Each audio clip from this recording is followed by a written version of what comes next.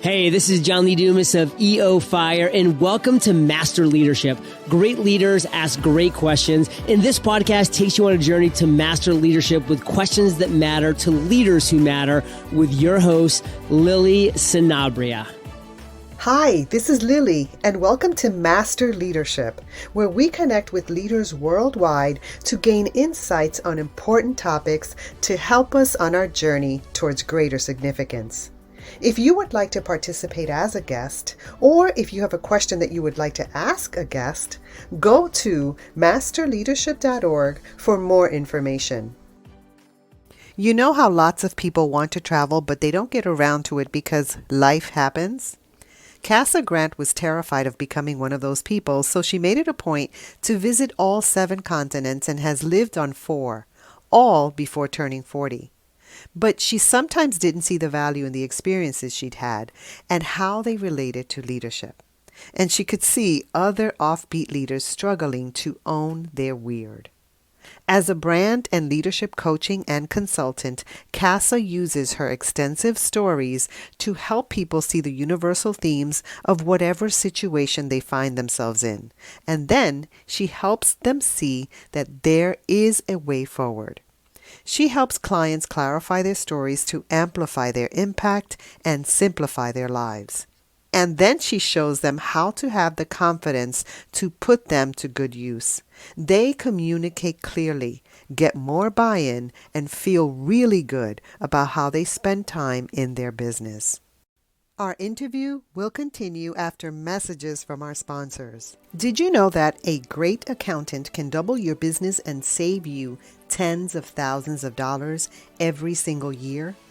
But it's hard to find the good ones. That's where Accountant Hires comes in. They match you with an exceptional accountant in just 7 days. Every accountant in their network is rigorously tested and vetted, so you can focus on what matters. Hire a top accountant today at Accountant Hires. Go to masterleadership.org/AH. That's masterleadership.org/AH. If you want to make money and change lives by selling your knowledge online, do not launch an online course.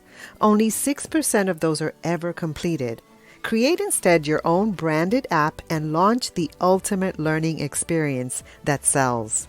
Passion.io is a drag-and-drop platform where you create interactive content to sell using your own branded app. Forget any tech hassles. You deserve a platform that makes it easy. You can move your existing clients, you can reach new clients, or you can even swap your online course for something that actually works. Delight clients with downloadable and even live content. You can trigger instant action using push notifications, generate more revenue with single touch payment, and you can stream across all devices. Best yet, try it for free for 14 days. Go to masterleadership.org/passion and get started today. Welcome, Cassa Grant. How are you? I'm great. How are you? I'm excited. You look happy in your lovely villa there. Yes, my pretend virtual villa here. Yes, spring. I am. It's spring or summer there. Yes, Winter here, so I'm a little jealous. All right, so are you ready to pour into our listeners? Yes. Awesome. All right, so Cassa, tell us a bit about your path to leadership and what you're doing now. Well, my path to leadership, I think, was kind of alternately forced on me, but also very odd. So that's where I work with offbeat leaders, because I feel like mine was kind of offbeat. So I started teaching preschool. So I did that for 5 years when I was in college. And then I started teaching high school and university as well. So I do see those as leadership building activities for sure. You definitely start to understand the basics of human needs and what motivates people better. So that's always my background that I lead from. And from there, I started driving for an adventure travel company, and we drove coaches of, 35 to 40 people all over the US and Mexico and Canada. And there's nothing that will test your leadership skills like having to deal with 35 random tourists in very interesting locations with, varying degrees of uncertainty happening at any given time. So that also really helped me hone them. And then I worked out in Antarctica. I went to grad school. When I finished grad school, I had a friend who'd been working in Antarctica for years, and he kept encouraging me to come down. And that was where I really started to hone more of my leadership skills around working within bureaucracies, understanding constraints in a way that companies see constraints anytime, right? But we had some major constraints just logistically. So at the supply, very fundamental supply level, and clearly budgetary restraints. It's a governmental agency. So having to deal with like massive levels of bureaucracy and also trying to take care of people in a very harsh environment so that they were safe and effective and we were moving forward with our mission was really challenging, but also really inspiring. So, I think that basically almost everything I've done has been on that leadership path to some degree, but I would call it offbeat, because it's not like I went and got an MBA and then went and moved into middle management and then moved along from there. It was always kind of in these more extreme environments, I would say. First of all, it helps with your sense of humor about it, which I think is important for any leader. And it helps me just expect the unexpected more, because I've just seen some very random things come up when it comes to leadership. And so you have to start to learn to trust yourself that, things are going to come up and you're not going to be able to understand where they're coming from or predict anything. And you're just going to have to deal with it. And so building that resilience in that way has really helped me on that leadership path. You're not kidding when you said you're more of an offbeat leadership route, that you took that route, because from preschool to Antarctica, it's a pretty big job. That's right. And the things you learn in preschool are really unique. And you're right, leading people through situations and adults through situations when they have an expectation. Yes. And you have to go and navigate that. And then Antarctica, you are adventurous. It's true. Yes. For sure. And I love that you said that one of the things you learned was to expect the unexpected, which to me, it's the theme that's been going on for a couple of years now, and still people are stuck. So I love that you're talking about learning to trust yourself and the resiliency, because that is what we need in leadership today. Mm-hmm. So what is it that you're doing now? So for the past few years, we were kind of splitting our time between the US and New Zealand, but since the pandemic, we've been here more often. But my partner's a Kiwi. So I've been in New Zealand. I started my own business. I started with branding and copywriting, and then I quickly moved into coaching because, you're doing a lot of that with copywriting anyway. But I could see that I was far more suited to that, and also that I could offer a lot more value in that space. And so now I work with small to medium-sized companies, usually bringing in under 10 million a year, to help them. I call it brand implementation, but it's essentially walking your talk. I will help companies create their brand and create their messaging so that they are really resonating with the people that they need to be resonating with. But I also help them implement it throughout the organization, because a lot of times you'll see, platitudes on the website, but then the people who work there are going, that is so not us. And that is creating more and more of logic disconnect. And that's where we're seeing some of these things with the Great Resignation. There are many other reasons too, clearly, but I would say that lack of integrity between that line of here's what our brand is and here's how we actually implement it is something that companies may or may not understand that they have that, but they don't know what to do about it. And so that's where I see myself helping them. And that can be through leadership training, that's through brand messaging, that's through some strategic initiatives that they need in order to ensure that they're actually, like I said, walking their talk. I love that you're speaking about integrity, walking your talk. So when people hire you as someone who is going to help them with their branding, they don't really know what they're getting into, or do they? It depends.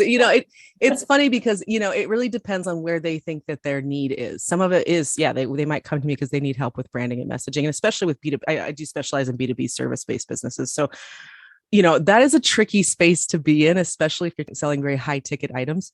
So, they might come with like, hey, our messaging is terrible. And also we're not connecting with our clients. We're not maintaining our clients, all of these kinds of things. And then they start to see, okay, well, part of the reason for that is because this leader needs more support, or, we don't have that strategic roadmap in place. And so that's where sometimes, not always, I'm not going to try to constantly upsell people if they bring me in for one thing, but, we'll start to see gaps, and that's where I can start to help them fill those gaps too. So it really does depend on the client and what they need. I also just do individual leadership coaching, and that can be really helpful because then they can see, okay, now I see the path. And, I may or may not be the one who helps them implement that, but at least they can see exactly where they need to go to get where they want, what the goals that they need to achieve. You're coaching Yeah, people through their process, right? So if they have exactly. you have this message, well, is your message really, does it serve your audience? Does it have integrity? And that's the word that you use. And if it doesn't, then you offer help, which is necessary and needed. So thank you so much for sharing that. Now, where can we connect with you? I spend most of my time on LinkedIn, and I also spend a lot of time on Instagram. My handles are just Cassa, Cassa Grant. And then I also have my website, which is cassagrant.com. And you can learn more information about me there. I have a lot of excellent freebies for leaders and branding themed information. So I definitely encourage people to check those out. Yeah, I'm very active on LinkedIn, and I really like to interact there and make those connections and have those conversations on LinkedIn.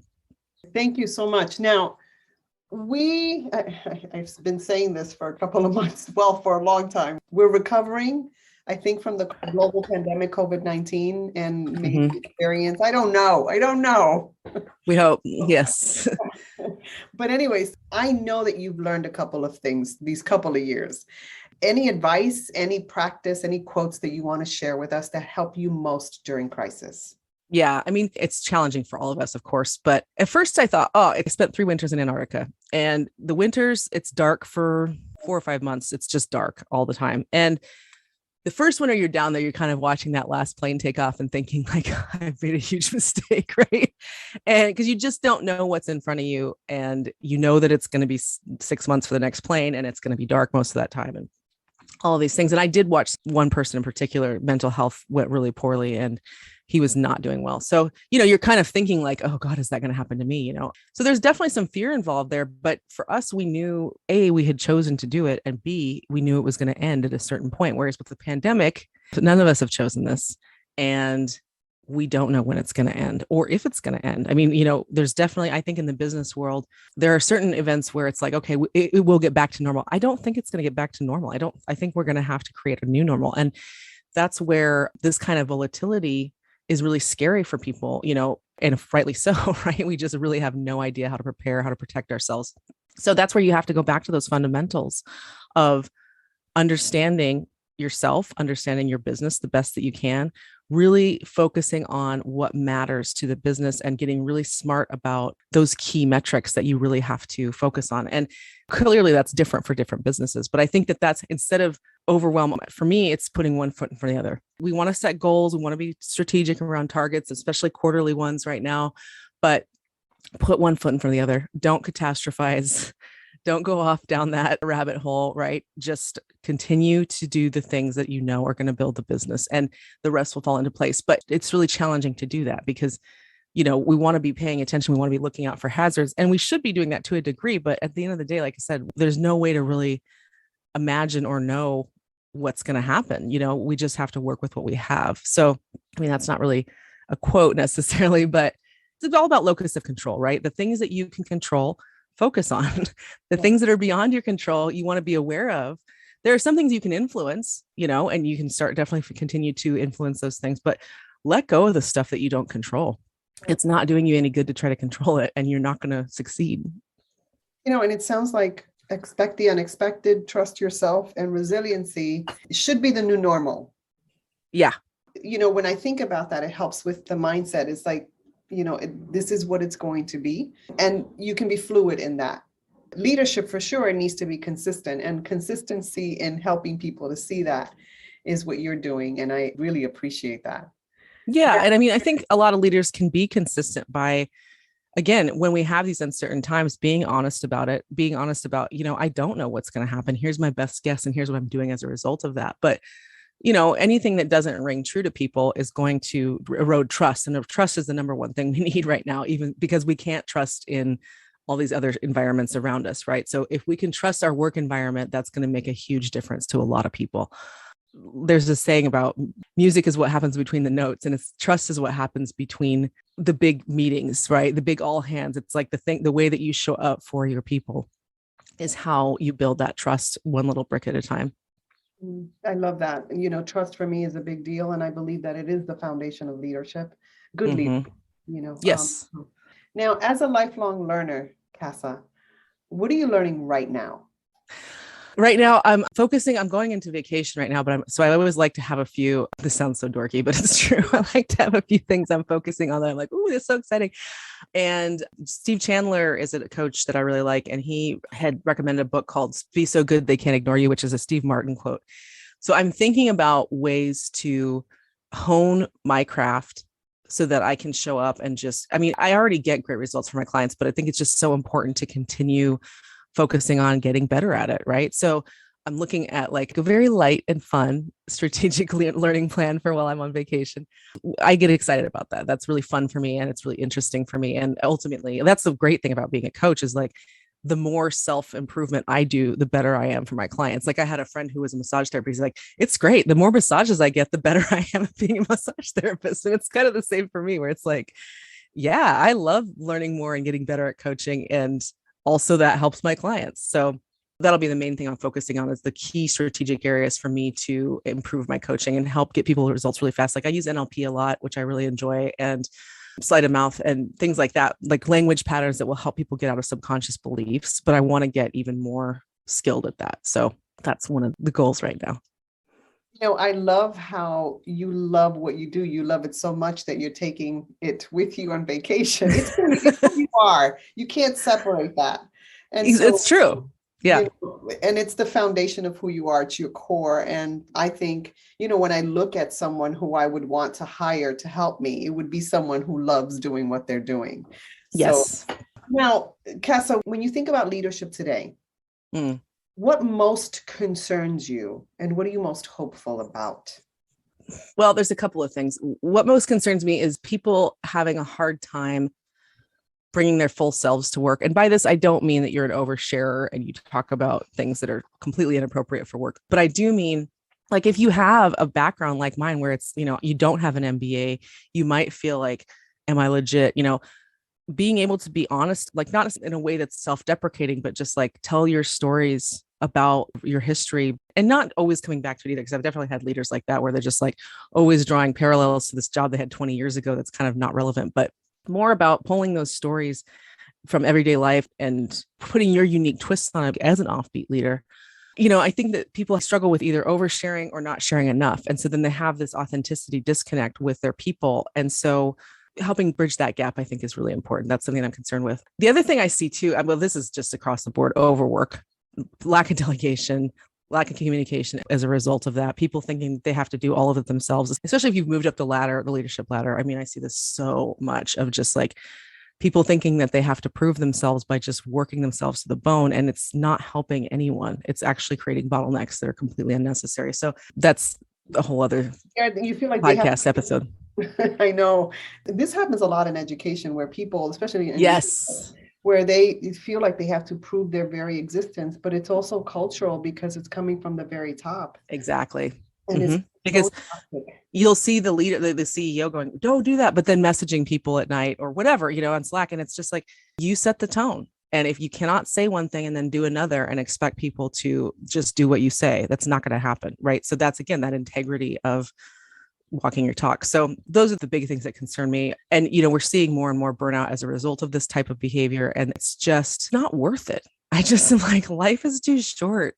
I mean, what are we trying to prove here? I don't know if it's like the American manifest destiny attitude or what it is exactly, but I think that it's because people really want to do their best. I mean, who doesn't want to do their best, right? So if they think that that's the expectation, they're going to rise to that expectation to their best of their abilities, even if it's harmful to them and to the company in the long term, right? So that's where the leaders have to really protect themselves and their people by having those really strong boundaries and actually using a lot of self-discipline to make sure that they're not saying something and then doing another thing. I guess that's what it kind of all comes down to on that one is, again, that integrity. The cost of doing that, though, is so high. Oh, yeah. I've gone through burnout. I went through burnout in my early 40s, and I'm still feeling the consequences of that. And people don't understand. You ask people, what is burnout? They think it's a headache. They don't understand what true burnout is. But what you're talking about, that kind of practice really will take you to burnout. And that has deep consequences. It raises the levels of cortisol and your autonomic nervous system cannot handle that. We're not made to do that. So it's like, why are we asking people to do that? Why are we asking ourselves to do that? We have to really do things with intention. And actually, with that comes to the third thing that I really see that concerns me is a lack of intention and a lack of essentialism, basically, right? What is the most important thing that has to get done? Everything else can either wait or not get done. It's not important. And that's, I think, what leads to this constant, oh, ping, ping, ping, whatever. It's like people just have a really hard time prioritizing and understanding those key initiatives and then saying no to the things that are not those key initiatives. And, that's the thing that's challenging. So especially, like I said, if you have a CEO or a leader who's pushing you and not being strategic, what are you supposed to do as the employee, right? Like you kind of have to lead up sometimes, and that's also really uncomfortable. So, but the things that excite me, I think that are really great are that people are starting to be a lot more honest with themselves about, again, life's too short. I'm no longer available for this kind of activity. And I think that that's really exciting because it's forcing companies and status quo activities to get a really close look. Even just the stuff around working from home. Yes, there are certain boundaries that we still need to put in place. I feel like that's kind of like when we first got cell phones, people were taking calls in restaurants and nobody really knew the etiquette that well.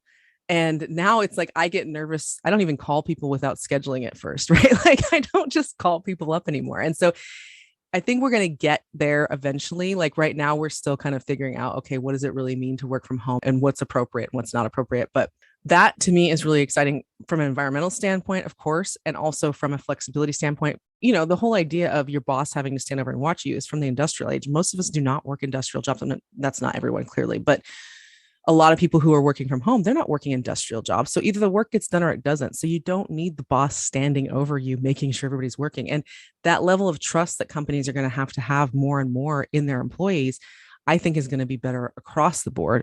One of my very first clients as a copywriter was a change management consultant who advises people who are becoming certified for B Corps. And he paid me to read like Harvard Business Review and Peter Drucker and all these really amazing minds around this kind of organizational development. I think organizations are going to get flatter, but more agile. And I think that that's a really good thing. It's going to drive more accountability and make sure that people are happier at work. And I'm seeing that happen more and more and more. So it's just a matter of which companies are going to catch on to it and which ones are going to drag their feet. We will see. Because I don't think you necessarily need to be super passionate about what you do. You need to be competent at it enough. Like, so for example, I was a materials manager in Antarctica. And I never thought, oh, it'll be fun to count stuff and put it on shelves, right? Like, which is essentially, I call it like advanced fetch. Like, can you find the thing? Go get it. So I never thought that would be a really fun job. It became one of my favorite jobs because I got really good at it. I could see the systems and how I wanted to improve the system. So I had that autonomy. I had that ability to really have more say in how things were done and improve things for other people. And so it felt like I was making a difference. I was helping people. There were all these parts of that job that you would not see on the surface. Ooh, that's going to be a job that's really fun and interesting. But it was. And I think that that's the case for a lot of people. Like your job doesn't have to be something that you're just passionate about. It also needs to be something that you can see your autonomy. You can see the difference that you're making.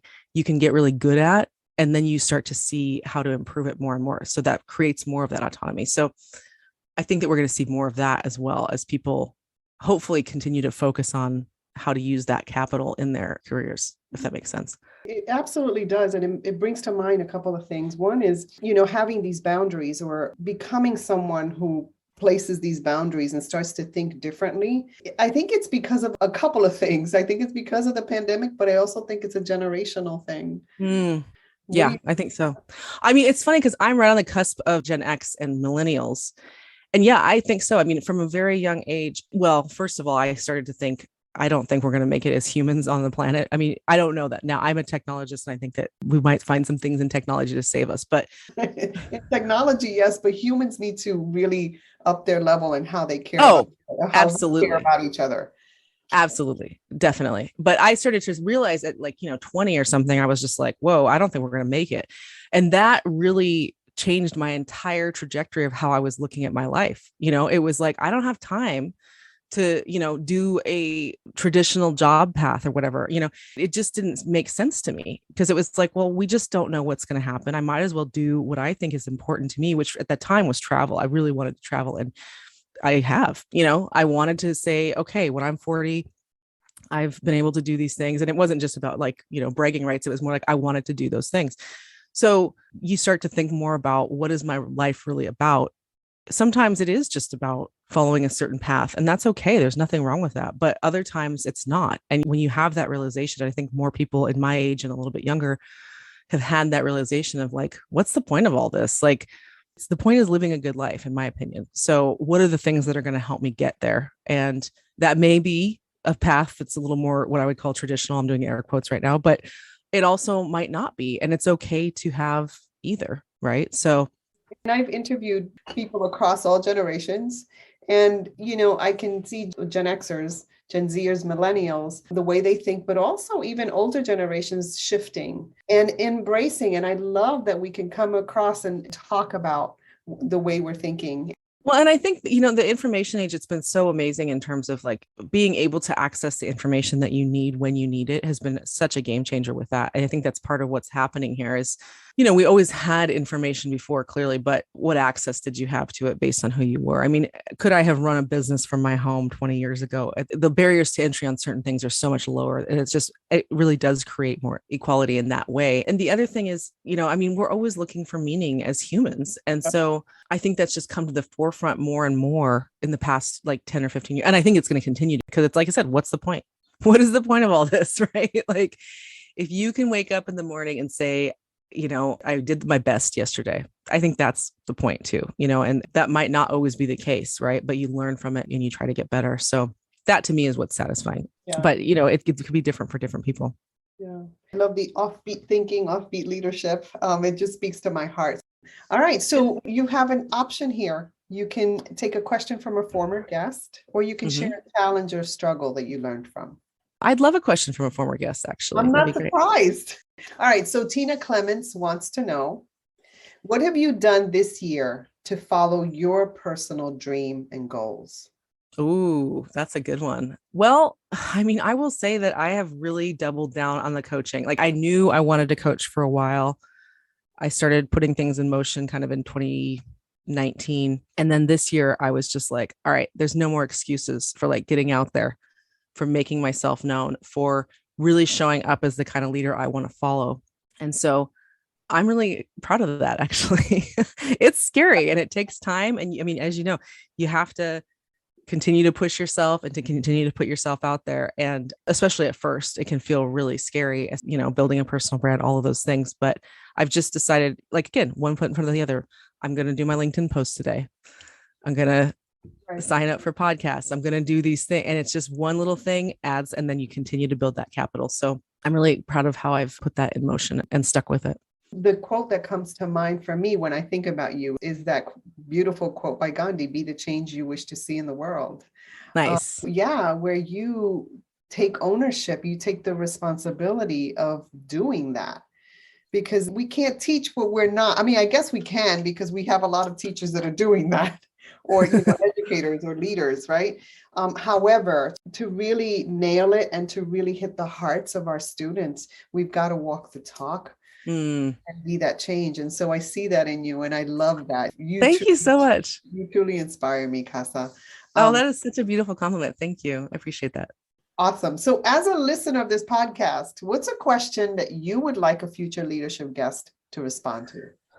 I would say, what is the number one skill that has helped you the most as a leader? I know that's pretty technical, but I do think that that's an important one to think about, because again, it comes down to that essentialism. What are the things that are going to bring you the most value? Love that question. I will certainly pose it to the next guest that's coming on. Now, is there anything else you'd want to share with our listeners? I guess really it's all about, it's worth it to make the effort. If you feel like you could be better at what you're doing, it's worth it to make the effort. If you feel like you could be changing your life a little bit to make yourself a little more satisfied, not even talking about happiness, it's more about satisfaction to me. And then it's worth it. Try. Just put one little foot in front of the other. And Cassa, you ooze integrity. And I know that people that are listening to this will want to connect. So tell us again your website and how to connect with you. Yeah, CassaGrant.com. So it's CASSAGRANT.com. And then LinkedIn, I'm very active on LinkedIn and also on Instagram. So they're both just Cassa Grant is how you can find me there. I will definitely connect. So reach out, and yeah, I'd love to hear what people think of that episode and give them any freebies that they might like, or just connect. I want to thank you so much for adding value to me and to our listeners. It's been a great conversation. Likewise. Thank you so much. In closing, here's a quick message. Coaching is the art of influence that underpins leadership in the 21st century. It is the very thing that can get you from being stuck to being extraordinary. So go to masterleadership.org and sign up to get a free coaching session. Until next time, continue to ignite that leader in you.